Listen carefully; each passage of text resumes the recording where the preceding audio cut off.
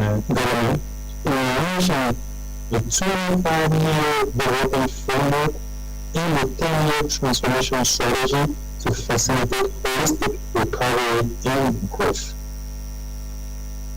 These transformation strategies center on sustainable and inclusive poverty reduction and job creation through agricultural development and commerce.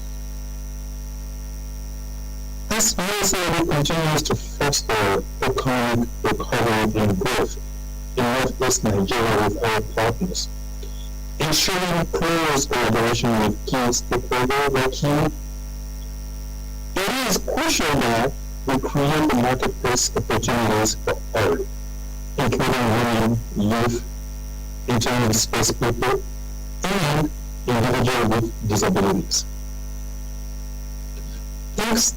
Thank you to the For the Future Nigeria Rural Resilience Activities partner for your unwavering dedication to this journey. Our collaboration has proven that transformation is possible when we unite for a common purpose. We invite by appreciating all of our government partners who have joined us today.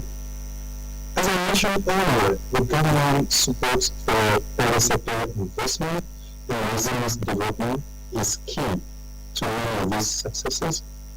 Thank you, and I wish you a productive and successful partnership day.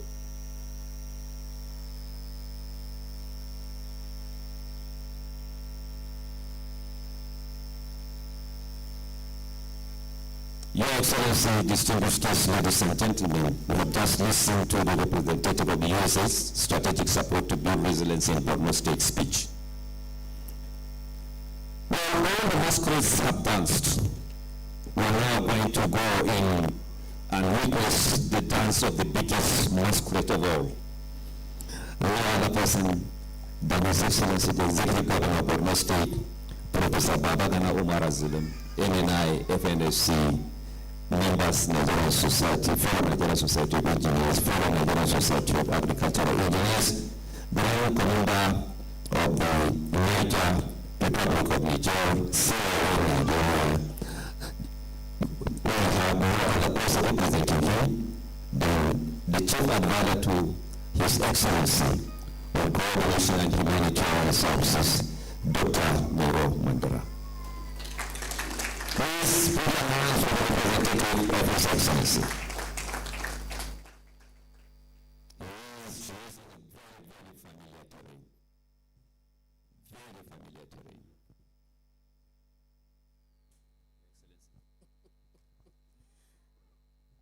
Thank you very much. Good morning, everybody. And may I please beg your indulgence to stand on existing protocol. As you are aware, the governor had wished he would have come, but yesterday we lost one of our dearest brothers, and so therefore it's a very difficult time for us yesterday, today, and for the next couple of months. His Excellency asked me to represent him, to welcome you sincerely for making time to come to Borno. And I hope you did come way hours, if not days before today, so that you can go around Borno. And please don't allow yourself to come from the airport, stay in the hotel, and come to this place. You wouldn't have come to Borno. Please, even if you were born in Borno and you moved out, move around and see the new Borno, because then you'll understand what we do. As you're all aware, the Borno State government has a very bold ambition. Having come from the insurgency and the devastation of Boko Haram, that has moved us from actually the fastest growing economy in any state in Nigeria up to 1985 to where we are today.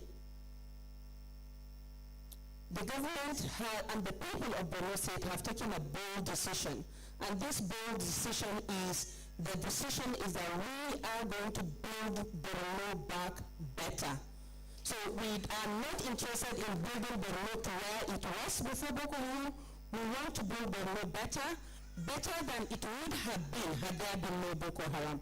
And that's why we have a 25-year development framework and a 10-year strategic transformation initiative that details every single step we are going to take. And I'm very happy to tell you that the PAMSEC budget is here. In 2024, every single kobo of our budget was taken from the 25-year plan, and that's how serious we are with the plan. Now, in doing this, for the section and I want to actually request the organizers to share the electronic copy of the 25-year plan with every member, every person participating in this event today. For this specific area of interest for the organizers, our approach is to have a holistic approach where every resident in Borno, male, female, child, is actively involved in the development of their communities, including children. What do I mean? It means nobody wakes up in the morning, wash their mouth, eat breakfast, go back, sleep. No. A child goes to school. A father goes to work. A mother does what she does. Everybody is actively involved towards the development of the society. In agriculture, so therefore, in Borno we have a vision. And I'll read out what our vision is. And I'll read it slowly so that you come along with us. Our vision is to build a secure, competitive, agro-business and commercial hub anchored on prosperous, dignified people and sustainable development. So it's not just agriculture for eating. Our people have been in agriculture for a long time. We want to leave subsistence farming to small and medium town. Those that are small and medium town become bigger. And this we can do only when we aim, which is what we aim to do, is to create a government-enabled, private sector-owned, managed, and financed agri-value chains that are driven by knowledge, innovation, energy, infrastructure in farming communities in order to increase productivity, maximize our comparative advantage, reduce rural-urban migration, facilitate access to international market, create wealth, and take Borno to a leadership position on the national food security agenda. We have no doubt we're going to do it. The reason why I say we have no doubt we're going to do it, in the last 4 years, every single thing the government sets out to do, we have done, including bringing out Boko Haram out of the bush. We currently have over 180,000 people that were in the bush that are out. So we know with God on our side, nothing is impossible. So therefore, as private sector, I want to challenge you to just climb on this boat, because the boat is fast moving. And we don't want to be the latecomers trying to catch up with the boat.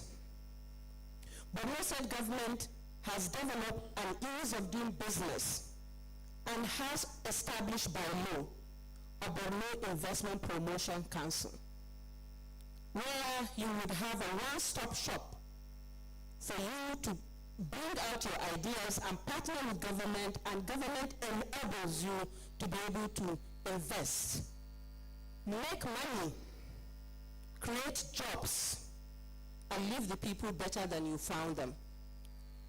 Our approach is true. We currently have over 2 million IDPs. It's true.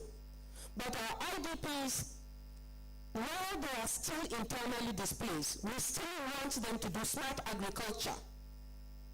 We want them to create their own wealth.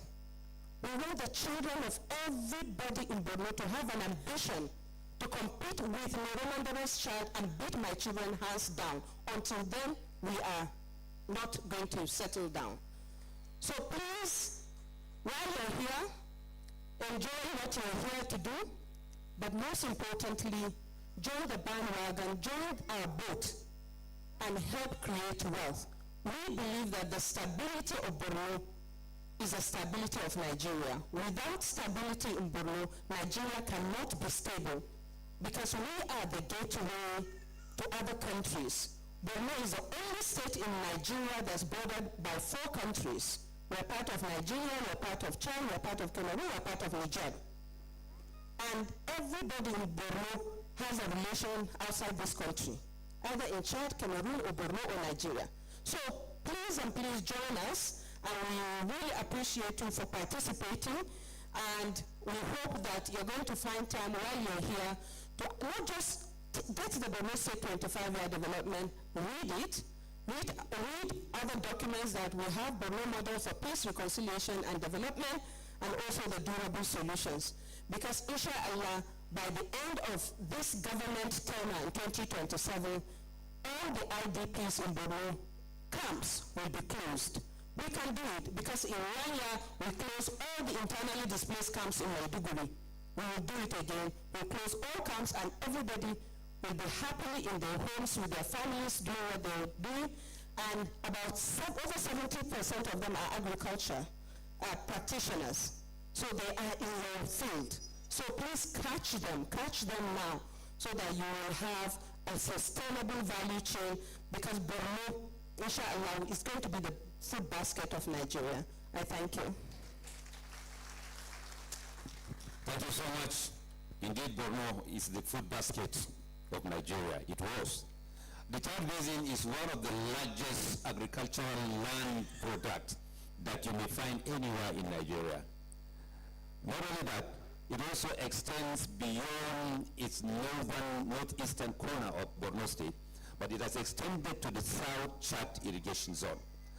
With that place, I think we have everything that we need and everything that we need to grow. Borno is part of Nigeria, and Nigeria has about 993,000 square kilometers. That is the program which is going to be spearheaded by the National Agricultural State Council, the representative of the DG, Dr. Idris Aliu. If you are available within the hall, please, we need you here.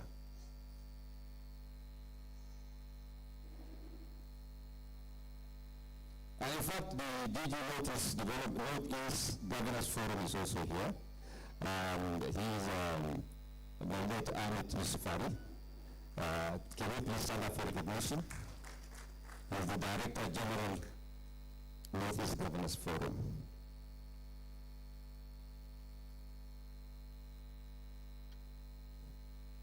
Dr. Idris Aliu and co are working in, 4 of them, and they are going to make a presentation. Thank you very much. Good morning, my esteemed attendees. I want to stand, of course, on the prevailing protocol.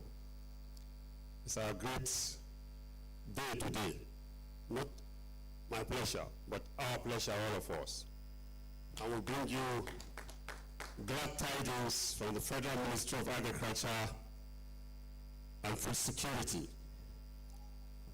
And nothing is more homely that this glad tidings is from the soil of the soil. Our Minister of Agriculture is from this great state. And we're happy for that. We're talking about rural resilience. Nothing can be more resilient than developing the grassroots, our rural communities, to have a formidable agribusiness economy. And today, it's our pleasure to present to you the greatest effort that we've been doing to see how we can enhance this resilience in our rural community in a state that has been bedeviled by conflicts and whatever vices of social nature that we have been experiencing. And thank God, with the able leadership of His Excellency, Professor Babagana Zulu, have been able to have tackled without fear, without favor, this monster. And we thank God for the grace, for giving him that willpower. Today, we are going to present to you the result of hard work of Mexico under the Rural Resilience Activity, where community-based seed producers have been developed. They are going to supplement the mainstream seed production system of this country. When you talk of agriculture and you do not mention seed, you have not started the conversation. And if you talk agriculture as far as African agriculture is concerned, and you do not go to the rural areas, in fact, what you are not talking about is fallacy. So, we have invested suddenly in our grassroots by developing community-based seed producers entrepreneurship scheme. And today, after rigorous procedural training and capacitation, it is our honor today to present to you, through them, certificate of business ability. We know our mainstream seed producers of various seed companies are here. This is not a competition, but a way of complementing that important seed industry. It is clear, with the advent of conflict like this, the first casualty is agriculture. That's the first casualty in this situation. And in that category, the first thing that suffers and makes that casualty a success is the injury done to seed. Because the first thing they are going to lose is, what the farmers will lose is the seed. And when you don't have the seed, forget your agriculture. So, what we do is to go to the basics, develop the seed system that will energize and trigger a business-oriented agriculture in Borno State. So today, we are going to present to them certificates of business as from the federal government of Nigeria, Federal Ministry of Agriculture and Food Security, through the National Agricultural Seed Council, business development for community-based seed entrepreneurship. And it is my pleasure, without much ado, to present this certificate of registration to be able to sell seed in Borno State in the rural communities. Because without this certification, any acts to sell or offer and accept in the form of seed, you will be liable to some of the offenses enshrined in the new National Agricultural Seed Council Act, as signed by the president, former president of this country, Muhammad Buhari, in 2021. So, it's my pleasure to call a group, because we are presenting these certificates as a group, not as individual, in their various communities. Yeah. So.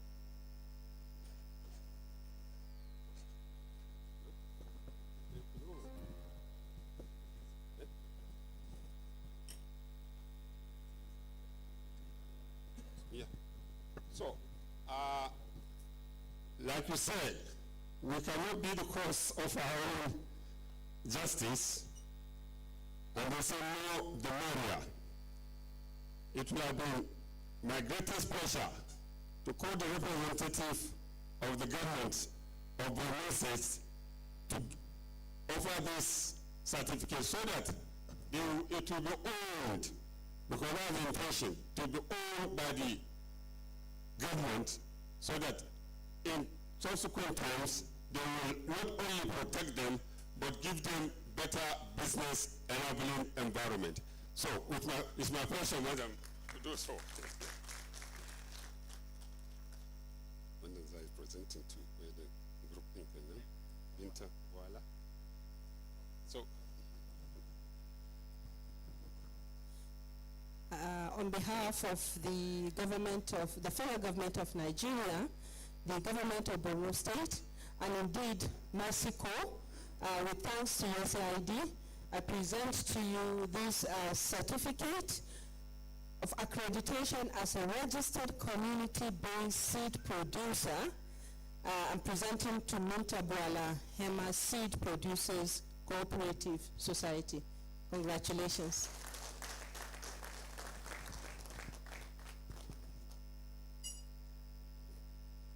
Next is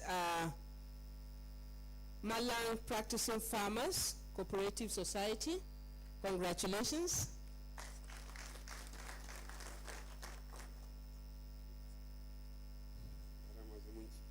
And to the women, I was counting, actually I did the maths. It's about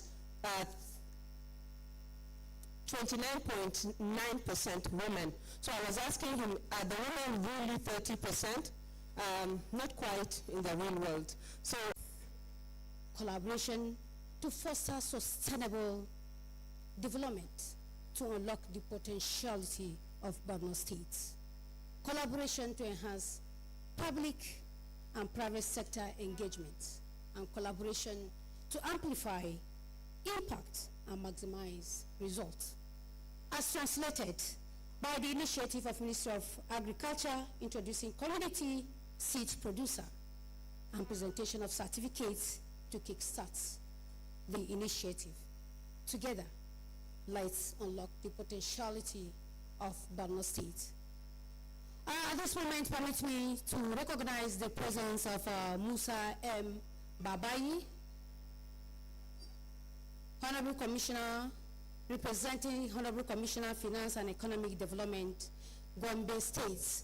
Sir, you are highly welcome to Borno State, the home of peace. Permit me to go on our next program, calling on Nure to present RRA interventions in Borno State, share implementation progress, achievements, results, learnings, and challenges from the activity. Nurain Abdul Fattah, you are welcome, sir. A round of applause for him. It's not easy. Thank you very much. I love that. Thank you. His Excellency, the Executive Governor of Borno State, Professor Babagana Umar Zulum, ably represented by the Chief Advisor, our own Dr. Miro Mandara. And that is what we do in the ADAPT. Then after adaptation, of course, we don't want people to be recipients of food aid forever. Then we try to move them to opportunities where they are able to cope by introducing them to different forms of livelihood for them to kickstart whatever they are doing. We have different interventions from Mexico that speaks to adaptation, that speaks to coping, and of course, thriving. And this is where the likes of rural resilience activity falls, where we begin to work through systems to ensure that the communities that have experienced some forms of conflict in the past are now well integrated into a wider functional system. And this is in line with Mexico's pathway to possibility. We have a P2P strategy globally, and of course in Nigeria, this very much align with that strategy. The last we are seeing there is the aspect of resilience, and this is the reason why we are here today. the rural resilience activity, which speaks more to systems thinking, market development, economic resilience, among others. Next. This is just an overview of our humanitarian reach in Borno State. Our humanitarian programs, we have presence in about 10 LGOs, and this is the reach in terms of direct human reach. Next. And of course, this is just to give an overview of the humanitarian impacts of MASICO as an agency. MASICO, of course, is a leader in coordinating the Northeast Nigeria response, and we work closely with almost all sectors: food, water, shelter, and what have you. And at the moment, MASICO is co-chairing together with FAO, the Food Security Working Group, and of course, we are active participants in other working groups in the humanitarian space. At the national level, MASICO, of course, sits on the operational humanitarian country team, and we chair the Nigeria NGO Forum Steering Committee. Of course, you could see that MASICO have a heavy presence and is leading in this industry of touching lives. And of course, we've conducted series of research to inform whatever we do, because we don't just jump into intervening without having the necessary and the right information that inform our decisions of what to do, when to do, and how to execute. And whatever we do, issues of inclusion is very critical for us. We ensure we carry along people who are traditionally excluded from opportunities: women, young people, displaced persons, people with disabilities, and any other person you can think of that traditionally in any system will have been excluded if we are not deliberate in ensuring they are included in whatever we do. Now down to rural resilience activity, which is only one of the MASICO programs among several programs we have in country. Humanitarian, peace building, rural resilience activity is just one. And this is the reason why we're here. I'm still repeating. It's one of those programs, the rural resilience activity. When we started in 2019, we started in 4 states: Borno, Adamawa, and Gombe. At some point in our year 3, we had a short-term expansion to 5 additional locations: Ebonyi, Niger, Borno, Kebbi, and FCT. But we're back in our year 4 and currently in our year 5 in our core northeastern states. When we came, this was the picture of what we met when we started. As a result of the conflict and insurgency, we saw a market with disrupted supply chain. We saw weakened and in some cases severed social network. We saw issues of reduced trust and relationship, fragmented trade, and most importantly, disrupted agricultural activity.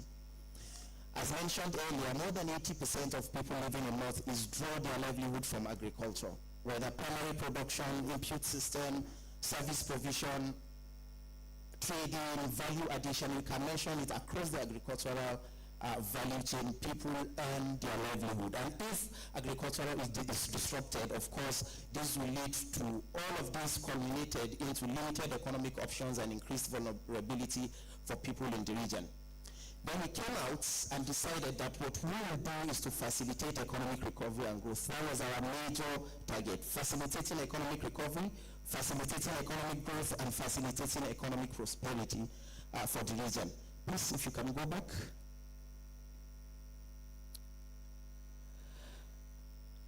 Our focus was to approach issues of resilience from a systems point of view.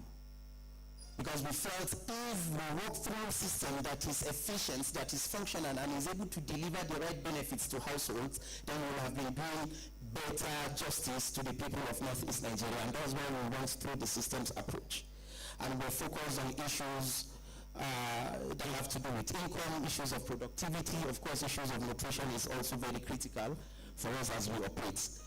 So we operate targeting the households and the market. So we are operating at 2 levels. At the market level, working with market actors, working with private sector partners, ensuring their investment, one way or the other, is in a way that does not only benefit them as private sector partners, but deliver resilience benefits to the households, while preparing the households to take advantage of opportunities within the market space.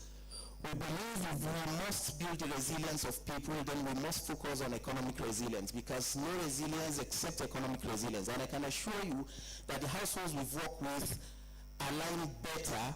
They understand the concepts of resilience better from the economic point of view. And that is why 80% of our attention, of our efforts have been geared towards building the economic resilience of the people of Borno State and the people of Northeast we work with.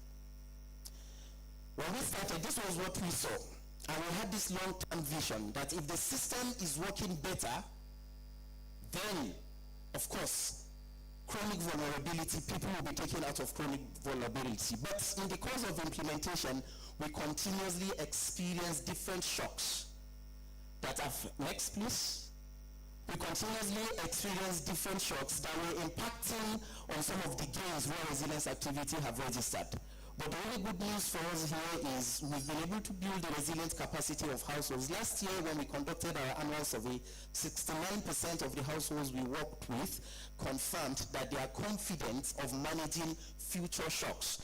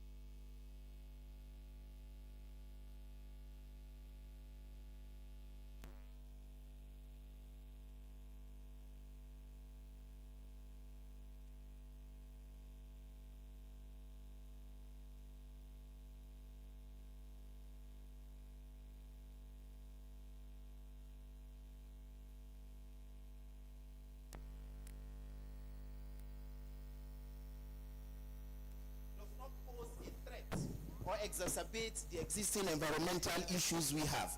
So whatever we do, we must ensure we protect the Mother Earth, because we have people who will come after us. If we destroy whatever we have on Earth today for our own immediate gain, then what happens to the next generation? So these are the three principles that drives our partnership with the private sectors we have worked with. And I can assure you that every private sector that is seated in this room was viewed based on this criteria before we start any level of engagement or even inviting them into this space. And then those 5 business models that we have seen work well for private sector partners and for our communities and the households we want to serve, whose resilience we want to build, one of them are issues of commercial agents. When we started, we engaged a lot of private sector partners, and the question that has been asked by some of them who have never stepped in Borno State is this safe for my investment? I can't just come and start investing because I've sat with you and have a conversation of 1-2 hours. I need to be sure. So we had continuous engagement, continuous conversation, trying to show them the potentials of the marketplace of Northeast Nigeria. And one of the business models that have given that level of guarantee, that level of comfort to a lot of the private sector partners we've worked with is the commercial agent business model. When we work with young women, young people and women, people with disability, households, to serve as agents, trading in products and services on behalf of these companies. And I can assure you that over 30,000 jobs were created because of this across the states where we implement, not only in Borno State, where we have people trading in products and services on behalf of companies, where we have people producing seeds, producing grains on behalf of companies, where you have companies working with thousands of farmers and providing them with all the necessary inputs they need while buying back from farmers. Of course, what a farmer needs is issues of inputs. So these are the ways we've been able to address private sector investors coming to invest. So this commercial agent business model is like a stick for them. Yes, you don't want to come into Borno State, you don't want to come into Northeast. Can we give you a stick to use to test the depth of the water? Have people trade on your behalf for a year or 2, and I assure you many of them, by the time they finish, they start trading for a year or 2, they start establishing infrastructures. Why? Because the narrative they had of Northeast Nigeria have completely changed now that they started business. This has worked for us. It has worked for the private sector, increasing their reach, their customer base. They're able to penetrate communities where they do not have physical presence, and increasing their return on investment from the research we conducted by 46%. And on the other hand, households have access to these quality products. They have access to these quality services from these private sector partners, and at the same time, they are gainfully employed by trading on behalf of these companies. Another thing one of the other, the next business model that have really worked are issues that have to do with climate resilience. Yes, not only Northeast Nigeria, as a country, we have been hit by different climate shocks. Then we have approached the issue of climate from 2 angles: mitigation and adaptation.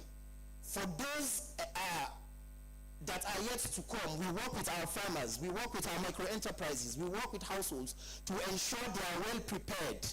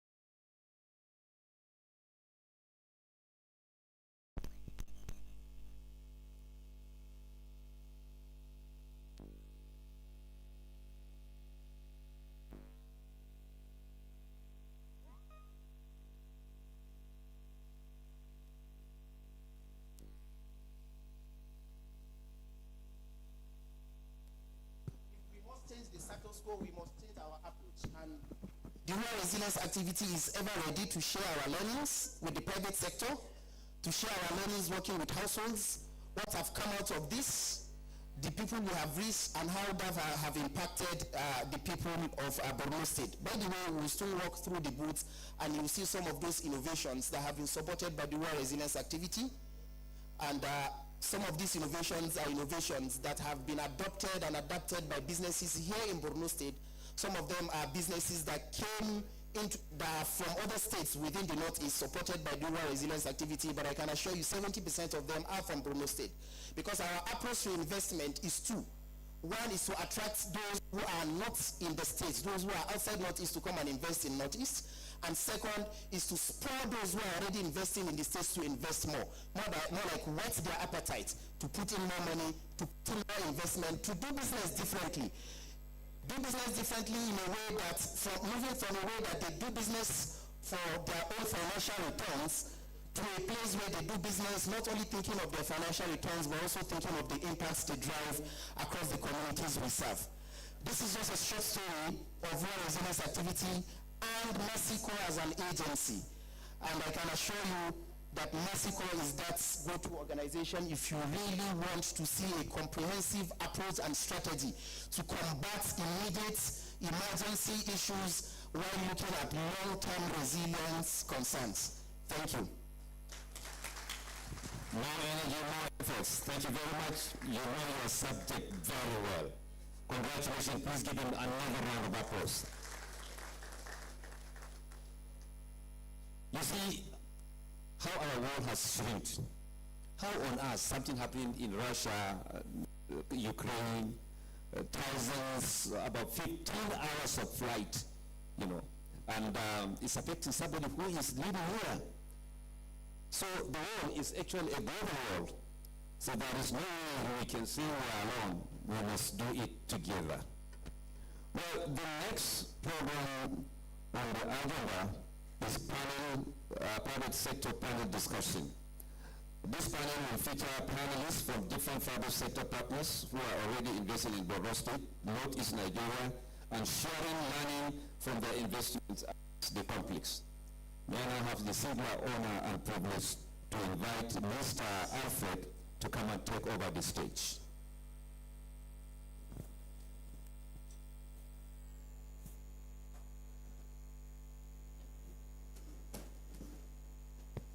Thank you. Thank you, everybody. As some existing protocols, I want to use this medium to first apologize for the climate in the hall.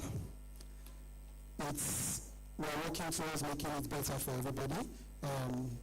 The apologies is necessary because we understand that a lot of us are not used to this particular kind of weather, and some persons came from different places. The next session is the private sector panel, and the private sector panel is going to be moderated by our Senior Director, African Resilience Program in Mexico, Global, in the person of Olga Petriak. Olga is going to be handling the panel. Please put your hands together for her. She takes the podium.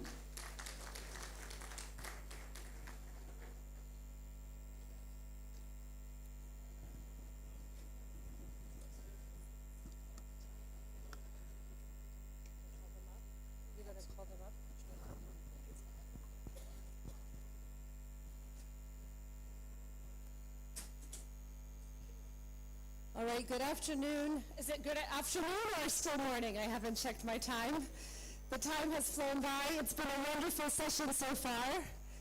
I want to also stand on existing protocol, if you will allow me, and just say, oh, protocols observed. And thank you to our commissioners, representatives here for hosting us. And I would like to invite up our private sector panel to really speak to their experience of investing here in Northeast Nigeria, and talking about the many opportunities that have facilitated their investment and what they see in the future. So first, I would like to invite Mr. Mohamed Isiaku. He's an accomplished business executive with extensive experience in the banking sector. and is currently the Managing Director for RRA Rice Mills, a preeminent rice aggregation and processing company. Another round of applause. Next, I'd like to welcome Dr. Ibitoye Oyewale, a seasoned financial management expert with 2 decades of experience in the sector, who's currently the CEO and Managing Director of Premier Seeds, one of the most established seed companies working on indigenous seed systems in Nigeria. Please give him your welcome.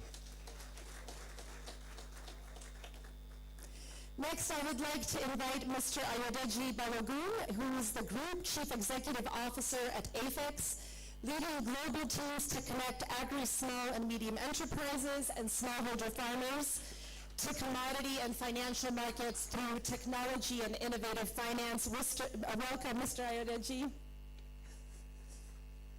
I hope you're not out of energy for rounds of applause, so let's... Next, let's welcome Dr. Aliyu Samaila, who is an agronomist and agricultural development expert, currently serving as the head of value chain development at Flour Mills of Nigeria, and is the national program manager for the Wheat Development Program of the Flour Milling Association of Nigeria. Welcome, Dr. Samaila, to the stage.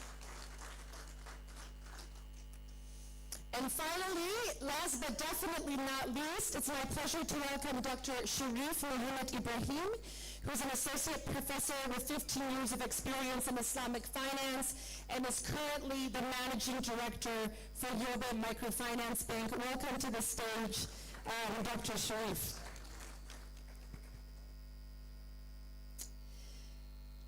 Great, so we want to really kick off this panel just talking about kind of your business model and what's facilitated the business opportunities for you in this environment. So you are all well-established entrepreneurs, business leaders and investors with successful businesses throughout Nigeria and even across Africa.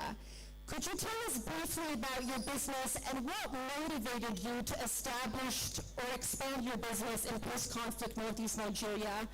Maybe a bit about the challenges you faced, but what ultimately facilitated your business expansion here? And Mr. Isiako, we'll start with you. Thank you so much, Olga. Thank you. Good morning once more. For and on behalf of Gera Group of Company, we would like to officially lodge our demonstration for the demands of the Commissioner of Finance to the State Governor of Borno State and the entire people of Borno State. May the soul rest in peace. Thank you. Gera came into being about precisely 4 years ago. We saw the opportunity to tap into rice processing, given the deficit that exists between the production and the demand for food, specifically rice in Nigeria.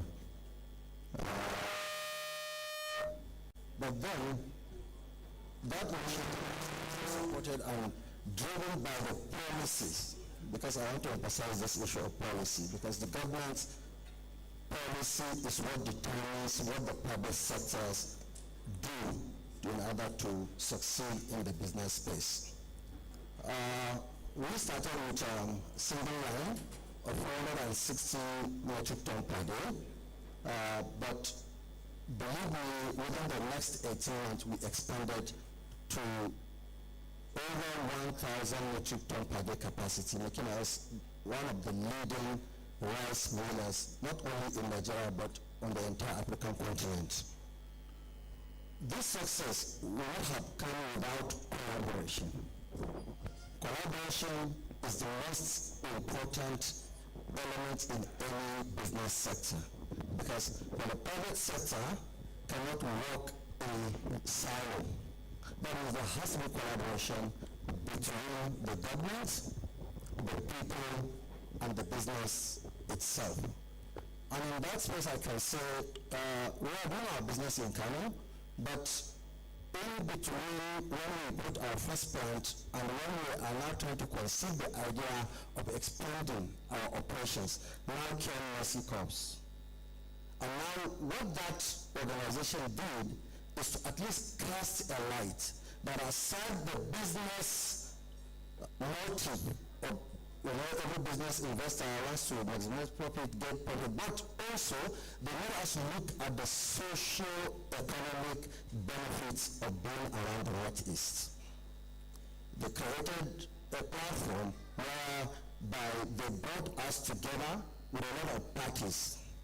And I can tell you, one of those programs, they even took people directly from Borno State to our facility, and we had this engagement. And immediately, that was about 6 months ago, immediately, business deals were locked.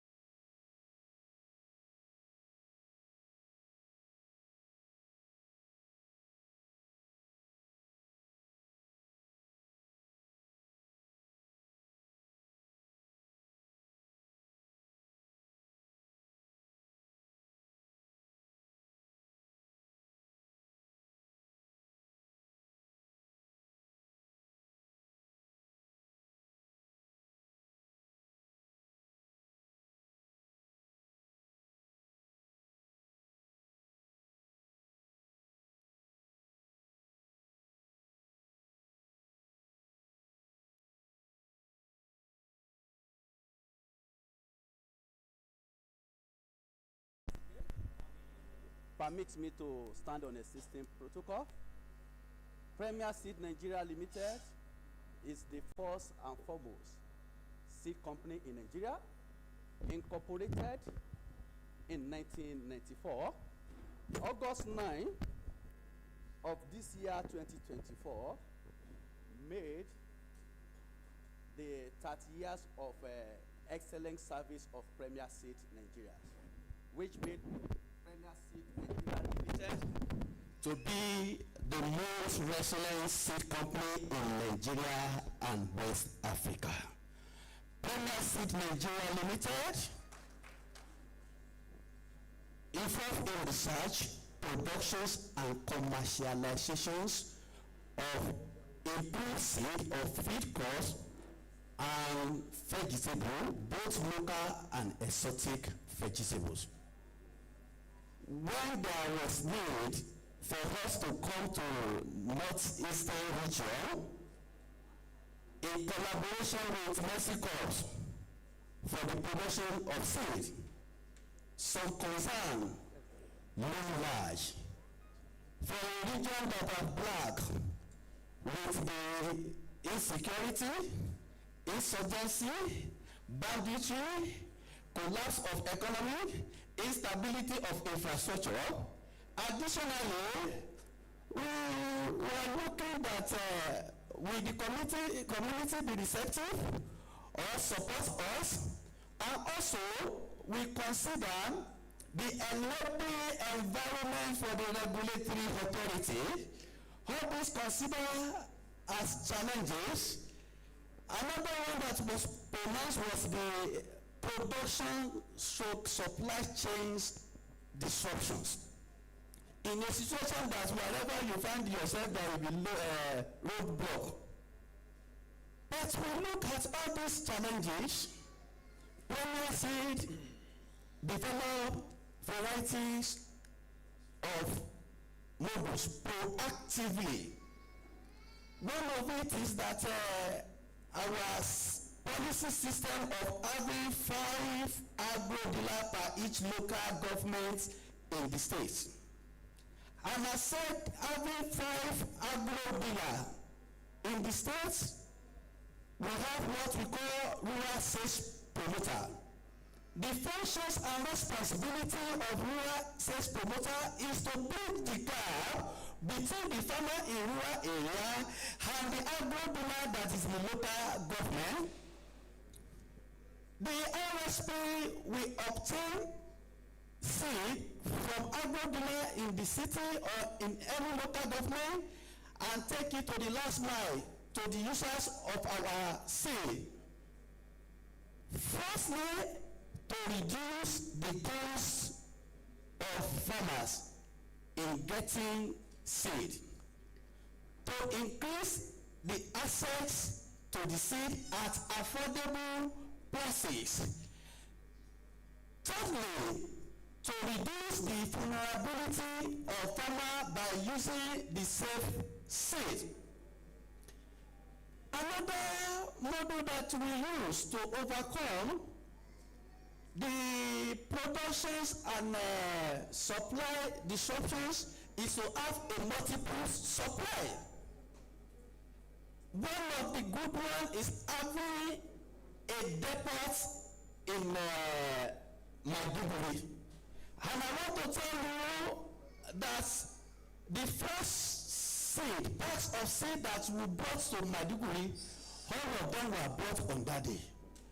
And that encouraged us that there are a lot of markets here, which it has given us the access to local market and international market because of the locations of the Borno, geographical location of the Borno in Nigeria.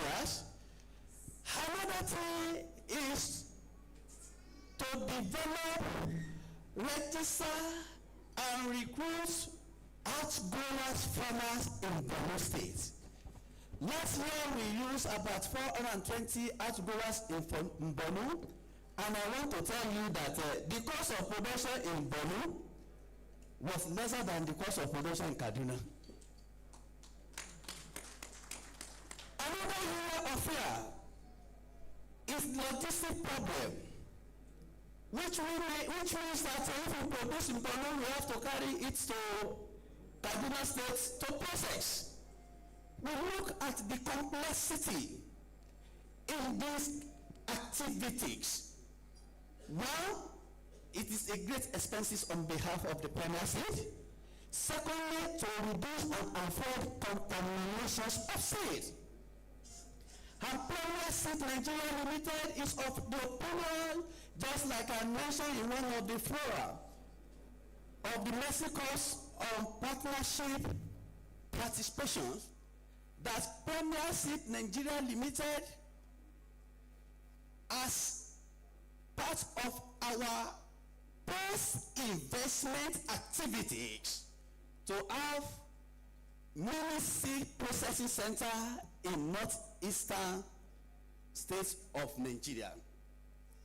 With our collaborations with NGO and the government, I want to tell you that within the next 1 year, Premier Seed will have mini seed process completed in one state of the northeastern state of Nigeria. Can we put our hands together for that? Thank you so much. Another thing that is of beneficial to the people of northeastern states is our contributions to the economy of Borno and other northern states of Nigeria. Creation of employment for the citizen of the Borno and other northern states of Nigeria. Another thing is to develop economy, increase the income of the government, enhance the sales basis of Premier Seed. Apart from selling here, selling in other regions in Nigeria, but we are selling outside Nigeria, which provide a positive social impact in Nigeria and outside Nigeria. Thank you so much.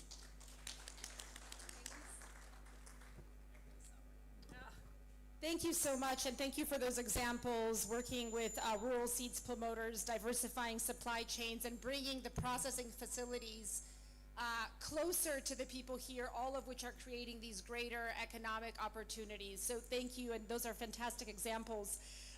Before I move to Mr. Ayodeji, we have another panelist, a guest panelist that I wanted to quickly introduce. Mr. Bulama Lamino is an expert on Borno investments and a member of the Borno Investment Strategy Committee. Please welcome him to the stage.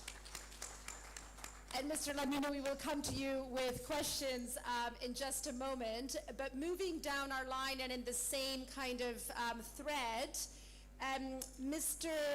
Ayodeji, apologies, too many papers here. So AFX is working in the commodities market in Africa and looking at innovative ways to solve food system challenges.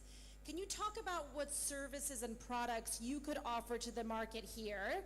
And having seen the landscape, what sort of opportunities do you see in the Borno market as one of the leading agribusiness companies? So over to you. I'll pass the mic. Maybe we can pass.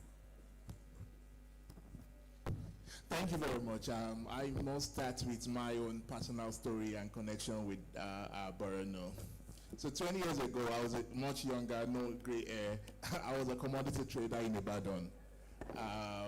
We had our warehouses in Lebanon streets and the office right in Agbeni Market for anybody that knows Ibadan. So, one of the things we looked out for was when you had, these counter trucks coming to the market, they come in through Akinyele, and then as they start to come into the market, you have the boys start to say, do you have this, do you have this? We have it in the warehouse. But as a trader, when you had the, Maiduguri traders, two of them come to you on a day, you make your sales for the whole week. Then, from pasta to couscous to tin tomato to salt and every other thing.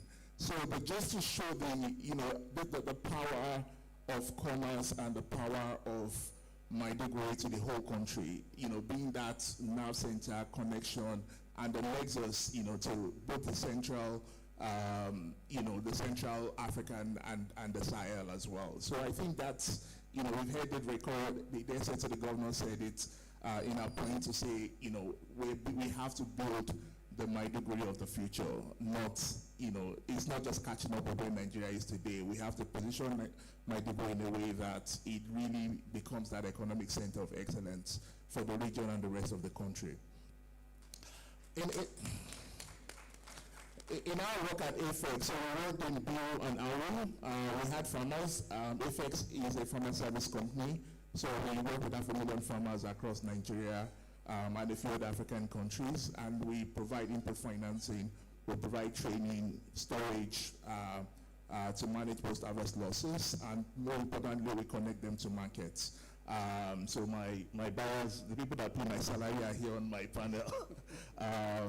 So providing that whole complete. We also work with over 600 agri-businesses across the country where we also connect to these services, either providing capital or providing market access. So fundamentally in our experience here, part of that entry was supported by Massicop to show the strategic thinking for us was that the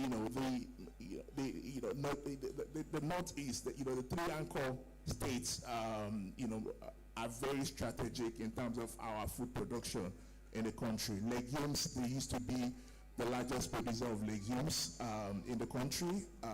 They're also very important from a trade. And we thought about 5-6 years ago, just at the cusp of the recovery, that there was an opportunity to come in and be the early mover. Today we're in need of alarm across the world as one of the largest, fastest growing trading company. They actually started from here in the Northeast. And we saw that as a young entrant there to say, let's come in and be part of that recovery and have our presence established and be part of that story, create impact, but also expand our reach. We had challenges around logistics. We had challenges around security issues. At the time, it was a bit more severe than it is now. But then again, this point of collaboration, this point of engaging with both the states and the development partners was the way we managed it. There are certain things that we'll have farmer meetings set up or input distribution exercises set up, and then we'll get intelligence and say, let's do it earlier or let's do it later. So this kind of collaboration really helped us really navigate the space and make sure that we had a successful program, and then that model was also part of the basis of other programs and other people that also came in the last 4 or 5 years to operate within the states. So from FX, we see that opportunity, we connect with it, and we continue to be extremely supportive of the state.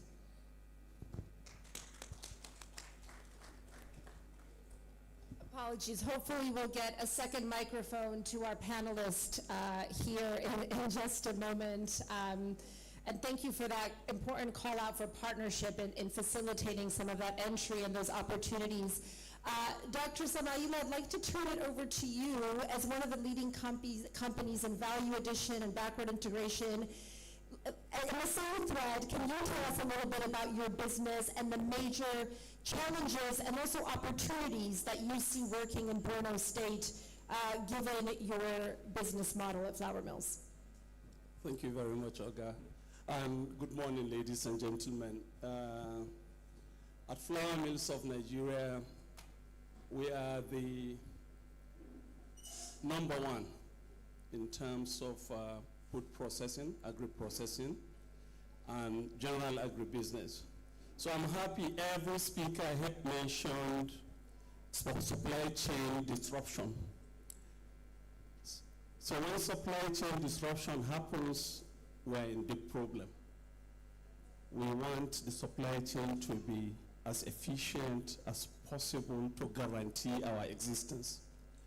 And what happened 10, 15 years ago when the insurgency started, the Northeast, led by Borno, produces 35 to 40% of Nigeria's sorghum and between 30 to 35% of Nigeria's millet.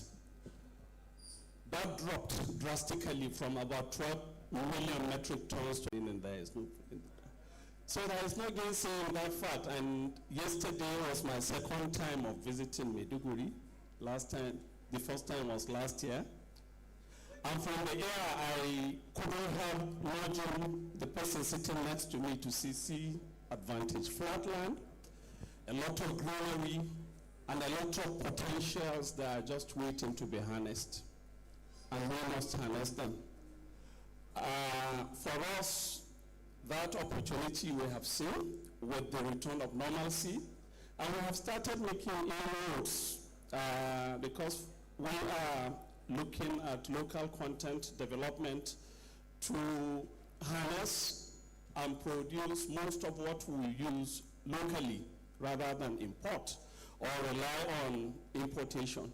So Borno State is key in our future plans, and we have already started making inroads in our 4 local governments. We tested out about 200 hectares in wheat cultivation.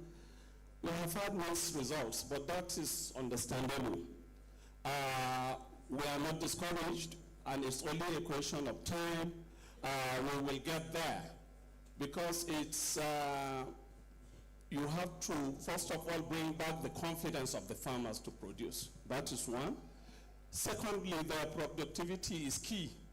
Companies like Premier Flour Mills of Nigeria cannot survive when Nigerian farmers produce 2 tons per hectare of maize, or 700 kg per hectare of millet or sorghum.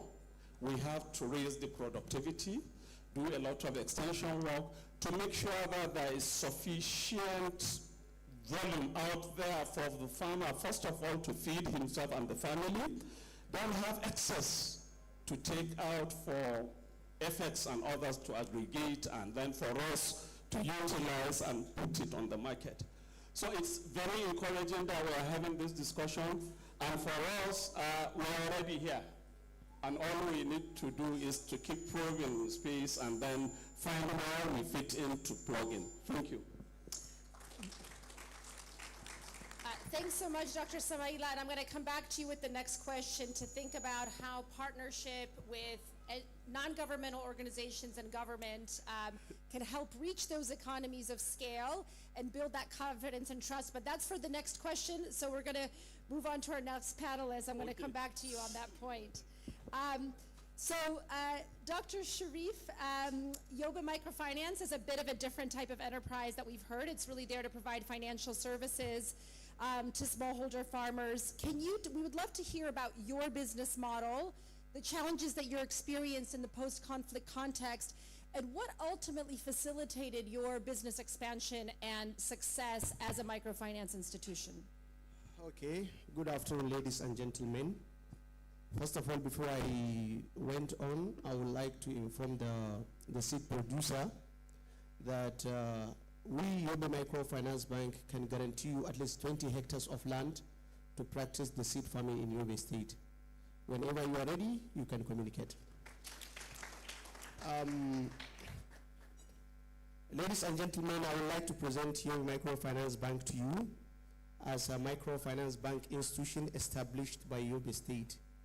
The bank was actually initially a mortgage bank that is established after the creation of the state with sole mission to provide housing facility to civil servants in Yobe State. Those in Borno knows that there was scarcity of houses in Yobe State when it was initially created. But actually, since after the crisis of Boko Haram hits the state, between 2011 to 2015, that was the hit time for Yobe State. The bank capital becomes eroded, and the people left most of the towns, and the houses were actually, there wasn't any capital for the bank, and the bank could not operate optimally. So therefore, the state deemed it fit to transform the bank to microfinance bank. And that was formed the idea of establishing the microfinance bank. The main reason for the aims of the establishment of the bank was to support smallholder farmers, small-scale businesses, and even the civil servants in the state have access to finance. However, over the period of its establishment, the bank could not be able to support the farmers as it is supposed to, and could not be able to support the small-scale businesses because of issues related to risk attitude of relating with farmers and also relating with small-scale businesses. Not until 2019, when the state wanted to rejuvenate the bank by appointing the new management team and even recapitalizing the bank and so many things. So when we come on board, we were approached by so many organizations, including the Mexico. Before Mexico, another organization approached us that please try to see how you can be able to help farmers, because this is the only way you can help your economy. We are very skeptical because actually working with farmers is very risky. They don't want to repay their loans and they leave you with so much bad debts in your books. So we didn't attend to them, but Mexico find their ways to approach us differently because they reach us through our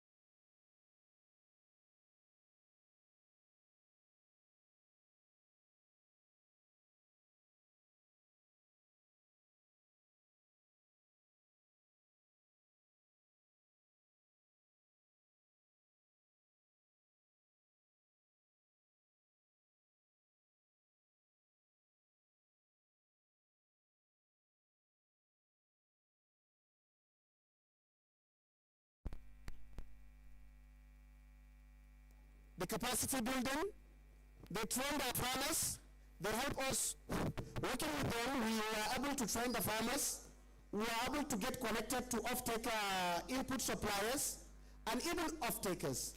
So we, dealing with them, we were basically strategize to see how we can be able to finance farmers. Today, I would like to inform my colleagues in Borno State that we believe that since they also have microfinance bank in the state, if we can be able to join our hands together, because what Yobe and Borno is the same people, the same terrain. Basically what I will tell my colleague here, that most of the terrain that you see, the flat land that you see, was actually you are passing through Yobe. But it is going to be the same in Borno. This is the same environment. So working with the same microfinance bank in Borno State, I'm sure we could do better. I'm sure we could reach out to more farmers. And also working with development partners whom will be able to give us the training that we need. So I believe this going forward will be looked into. Thank you very much. Thanks so much, and it's such a wonderful story of a business or an institution coming from near collapse due to conflict and all these challenges to really rebuilding and thriving to serve so many people. So definitely a lot of wonderful lessons there. Mr. Bulana, I'll come to you.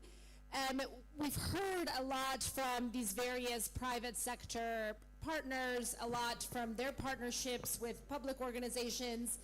Can you tell us, the government currently has several investment infrastructures and is seeking partnerships. Can you talk to us about the state's public-private partnership approach and the policy that some of these actors could capitalize on? Thank you so much for this opportunity. We thank Mexico and USAID for providing this platform for us to support our potential partners. I'm glad that FF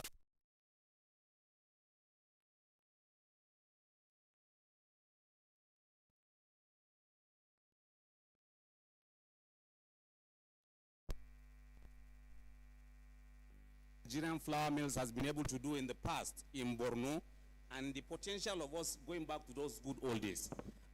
Having said that, my job this afternoon has been made very easy by the chief advisor to the governor. She spoke so eloquently to what Borno represents today. And from the presentations done by Mexico, I mean, Borno might perhaps just mean resilience, really. I mean, they have seen that demonstrated. We have seen the cooperatives that came forward, you know, to take certifications on trainings done and all of that. So Borno is open to business. You're welcome to Borno. I will speak to the PPP policy, and I find that point very interesting, especially taking from the point that my friend here from Borno Microfinance, or UB Microfinance Bank rather raised. In our PPP policy, we are not necessarily looking at public-private partnership. We are very open to public-private partnerships as well.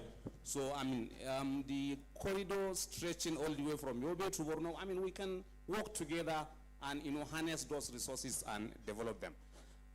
So in terms of what is Borno's competitive advantage today, the chief advisor to the government has spoken to the fact that Borno is bordering 3 countries today.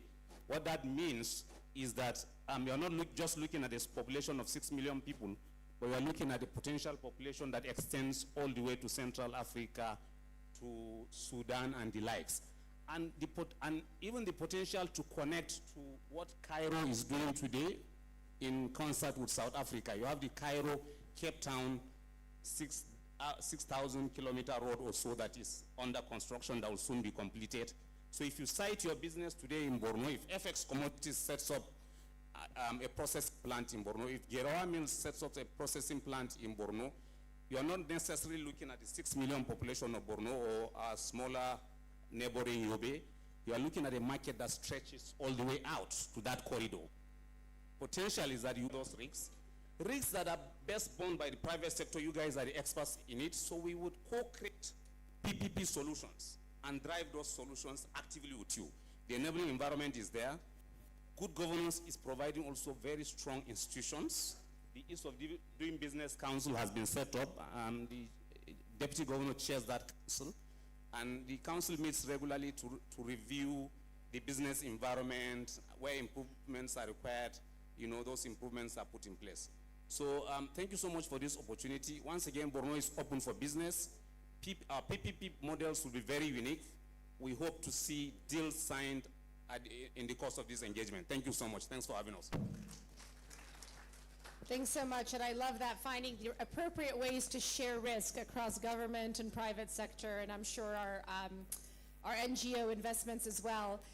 So I have one more round of questions for the panelists. I hope you can stay with us. I know we're probably standing between all of you and lunch, but there's such rich experience to share here. And I'm going to jump around a little bit, actually, and come back to you, Dr. Oyewale. You know, you talked about kind of building out your business model here and bringing the processing facilities here to the northeast with one in Gombe. If you're looking at, you know, someone who hasn't done this before, can you share a little bit more detail to allow for this expansion to happen? What can you kind of walk us through your road, and what did that partnership and that collaboration look like with those institutions? Thank you, Oga. Despite all these challenges, I want to tell you that our business thrive and prove worthwhile in the northeastern states. Thanks to Mexico for collaborating with Promoseed on the projects that meet the needs and concerns of the community. The first thing that we identify is that once you're and the concern of the community in the northern states, I want to tell you that it is northern states that will firstly test our exceptional and excellent products, good heat, nutrients dense contents, climate smart, and fertilizer efficient variety. that does not need much fertilizers. Aside this, we collaborated in a lot of ways. Another one is what we call security partnership. We use the work and the efforts of local security in the Borno and other states, and we partner with village aid to ensure the security of our staff and safety of our investments. Another model we use is what we call inclusiveness goals. What do I tag as inclusiveness goals? Is a system whereby we involve women and youths in the productions and ensure that it's beneficial to them, beneficial to governments, and beneficial to Premier Seed Nigeria Limited. Aside this, we consider persons are doing. Today, some of the border that we brought for exhibitions has been bought by the people that are here, which means that with the right technology and good innovations, your products will be acceptable. Lastly, and finally on that, is a continuous partnership even after the project has been ended. By work with Mexico, Mexico's link us with the governors in any states. We promote our technology. They provided a basis for us to trade and to land successfully.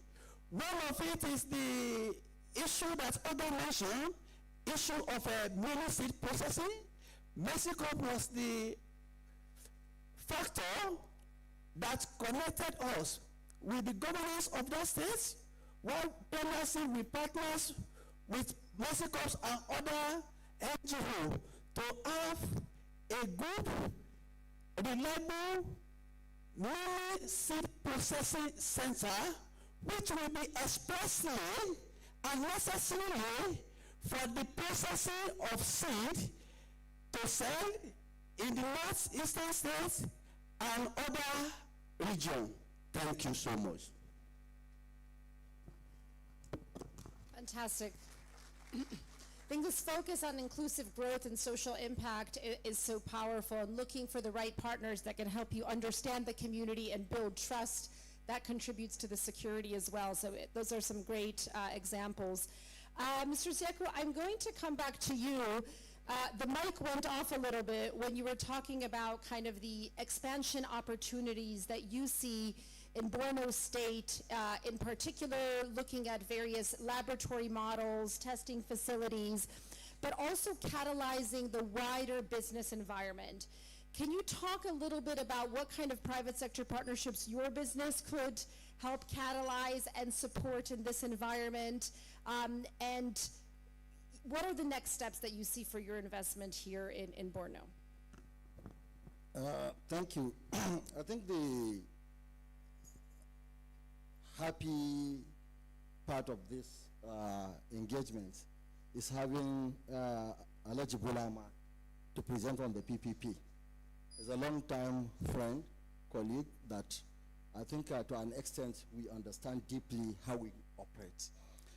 I mentioned that already in one of the northeastern states, we had already taken that initiative there. We had set up our skills and aggregation center. It's just about to be commissioned. And I mentioned also that the next place we are eyeing is Borno State, and it's for two reasons.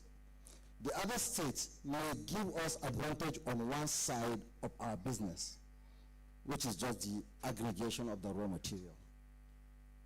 But on the other side, selling this finished good, I tell you, based on the little knowledge we gather and what we know, there is no better place or states, let me even put it, in the entire country that gives that potential advantage better than Borno states.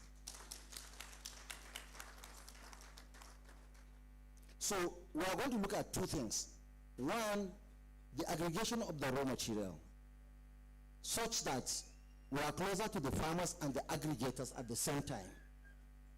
Secondly, the trading activity of the finished goods, such that Bulama knows very well, I'm saying this at the risk of that one Kano holds, act as the largest hub of this trading activity of grains. But in Kano market, the popular grain market and this commodity market is Singa. And on particular days of the week, I think 2 days out of the week, Monday and Thursdays, if you enter Singa market, they will tell you these are the northeastern days during those days. Meaning that most of the consignments moving out from that location is to Borno states, and whereby it will find its place going to the other countries.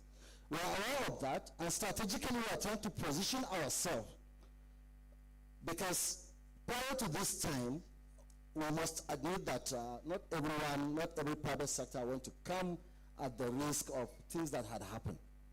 But the good story and what we had and what we are seeing, personally, I think the last time I left Maiduguri was a very long time. So without this kind of engagement, ordinarily I wouldn't have had time to come down to Maiduguri. But today I am here, and I assure you, probably before the year runs out, I'm going to be here several times.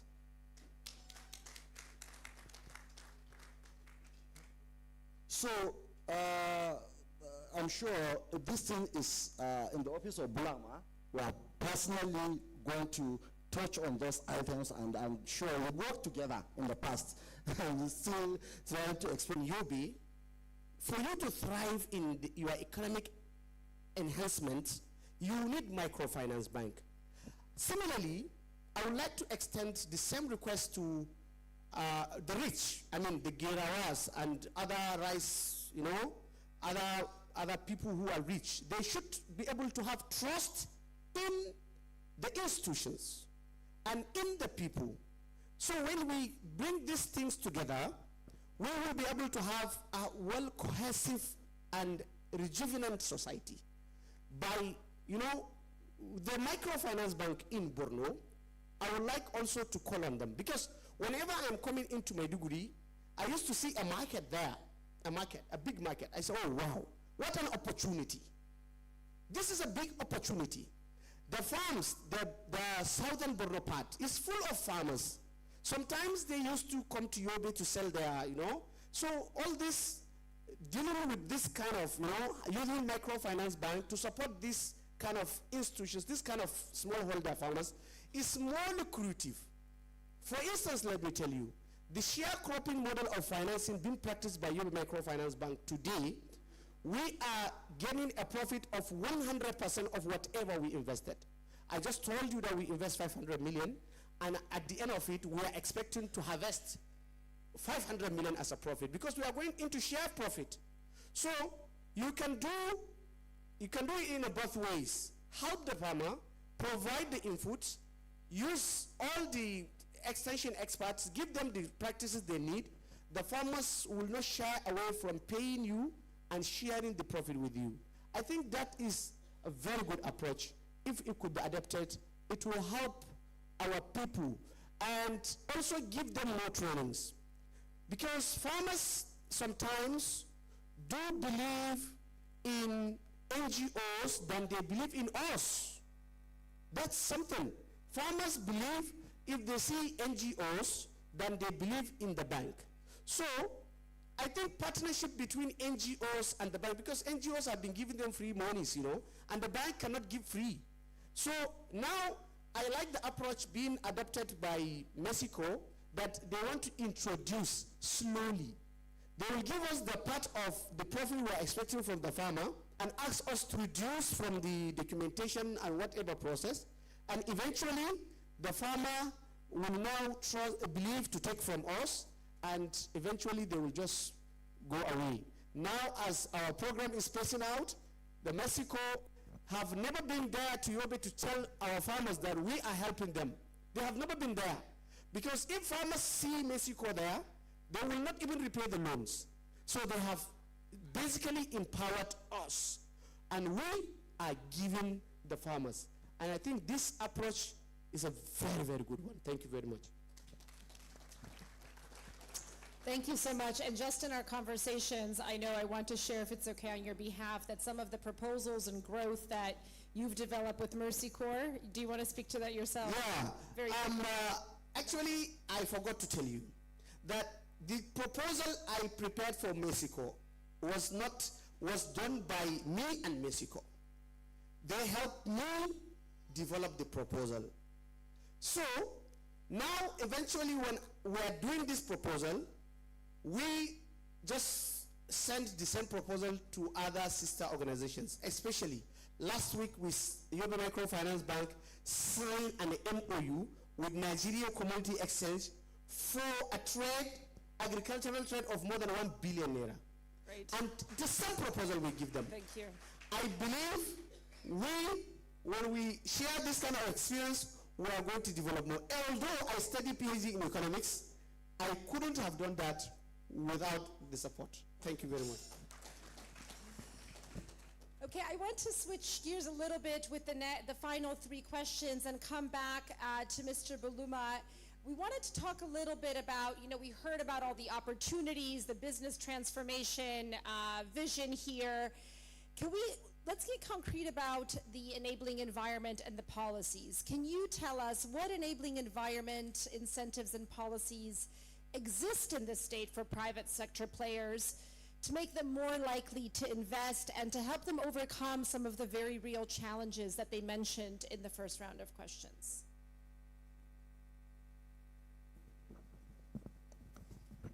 Thank you so much for that great question. So regarding the enabling environment of business, I mentioned earlier that there's an enabling business council that is chaired by His Excellency the Deputy Governor of Borno State. What that has done is to create policies around driving private sector investment and PPPs. And I will invite the panelists here and indeed all the private sector players in this audience to look into that and key in and spot the opportunities. Now, in terms of the unique competitive advantages that we also have, which we may not have mentioned here, is the fact that today there is an existing power plant, and I'm sure that will address the concerns of the industrialists here on the table. There's an existing power plant that is yet to be optimized in Nigeria, and in Borno, and I think the capacity is about 50 megawatts. It's available for business, it's available for partnerships, it's available to be optimized. One of the key things that we need to also take away from this conversation is the fact that there is an existing export terminal in Maiduguri. So when we are talking about export and the gateway stretching all the way to Central Africa and potentially even to South Africa and Egypt, there is an inland dry port here in Maiduguri that has just been recently commissioned. That is something that we can, work together and leverage on and begin to export right away as we produce. Like I said earlier on, we're not looking at a population of 6 million people. We're looking at a population that extends all the way into Africa. And we're going to ride on the Africa Continental Free Trade Agreement to, optimize all these things. And I would like to also touch a bit on what the flour mills of Nigeria has been able to accomplish in the past while I was growing up here in Maiduguri. We had the Maiduguri flour mills, and I believe Nigerian flour mills was a major stakeholder in that concern. And it was a major component of flour mills of Nigeria's global sales, at least in the Nigerian context. And it is the same advantage that we have been talking about of the regional corridor that conferred on Maiduguri flour mills that advantage. So we're open to, similar partnerships. I'm quite happy that you are here. We are quite open to partnerships from Premier Seeds around aggregation, from affects around aggregation, and our approach to that in terms of the policy framework is inclusive business. We want businesses that will include the 6 million people that we have, part of whom were paraded earlier in the day in several sectors. So once again, Borno is open for business. Our approach to business is for us to sit down and co-create those policies that will make businesses thrive. So once again, Borno is open for business. Please, let's sign the deals before you leave. Thank you so much. Wonderful. We can count this a success so far. So you mentioned let's co-create the policies. So actually my last question will be similar to our final two panelists, Dr. Samaila and Mr. Ayo. What are those economic policies or initiatives that you want to see, Dr. Samaila, as we talked about, to catalyze those economies of scale, to help bring that confidence back? We'd love to hear from your perspectives. What initiatives, what policies would you like to see shift and change? Can create, in a lifetime, in a short time, right? So if you look at it, the first 10 years after the genocide, it was all about, recovery, managing the humanitarian crisis, managing the people effects, conflict resolution, conversations around people. They would have open courts. In fact, I once met someone that was my age, and I'd become a chief justice almost 10 years before we met. So in her 20s, she was a chief justice.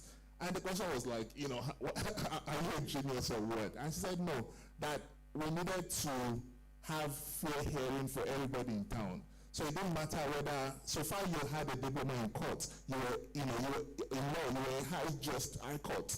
You sit down, people go around, they talk about them, and then it's mediation, and you have the power to resolve. So that was the first 10 years of that. And I think we've gone through that as a state.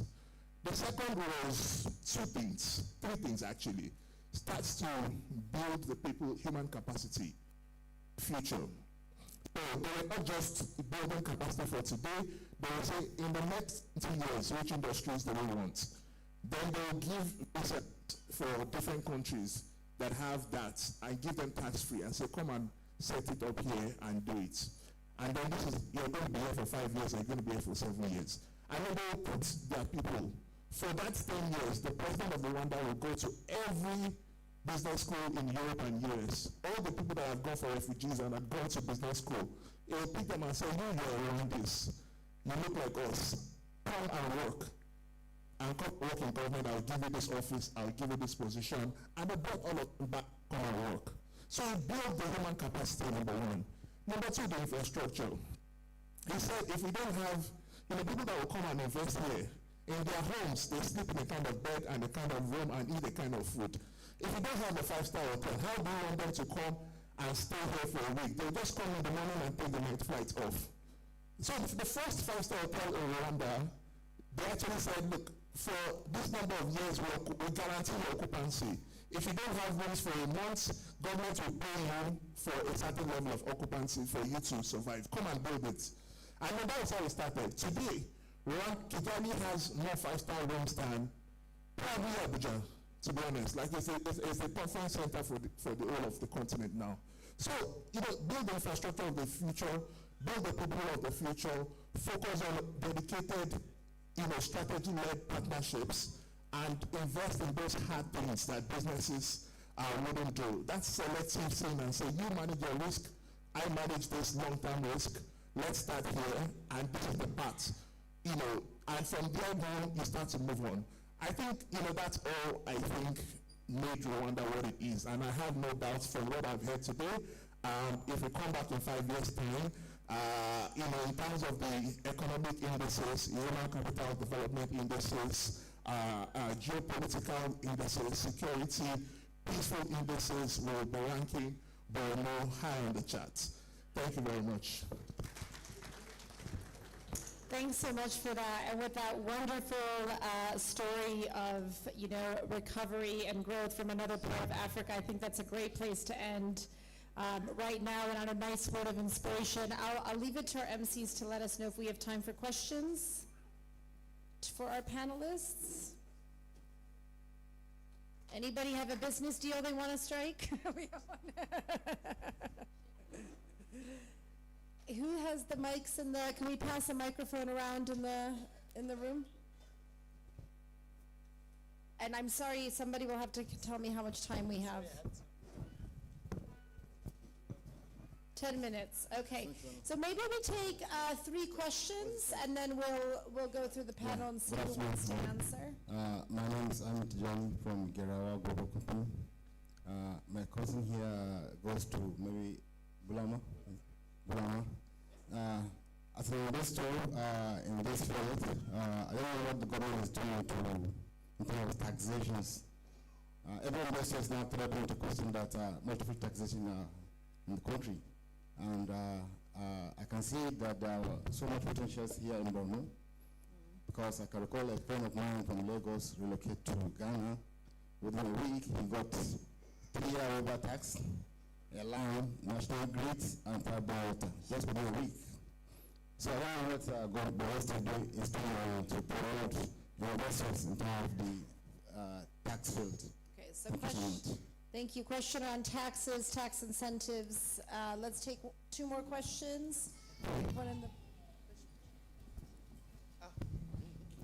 Good afternoon, everybody. I'm Mrs. Esther Adebayo.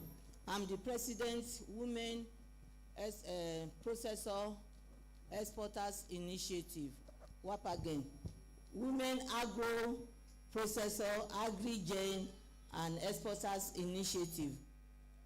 My question goes to Premier Seed. Number 1, I want to know if it is only grain you sell as a seed, and in fact, in our urban farming at FCT this year, we promoted your corn seed, and the harvest has been so marvelous. But we need to know if you deal in other roots like yam, potato, and other seedlings. Then number 2, I want to know, are you into GMO seeds? Because as exporters, our off-takers, we have agreed to be sending to them, to trade with them organic products. And we will not like to break that promise and agreement with our off-takers. We have off-takers in Canada. In fact, one of our off-takers opened the warehouse on this Saturday. Another is opening the warehouse in USA. We have off-takers in Thailand and some other African countries. And our promise to them is that we are exporting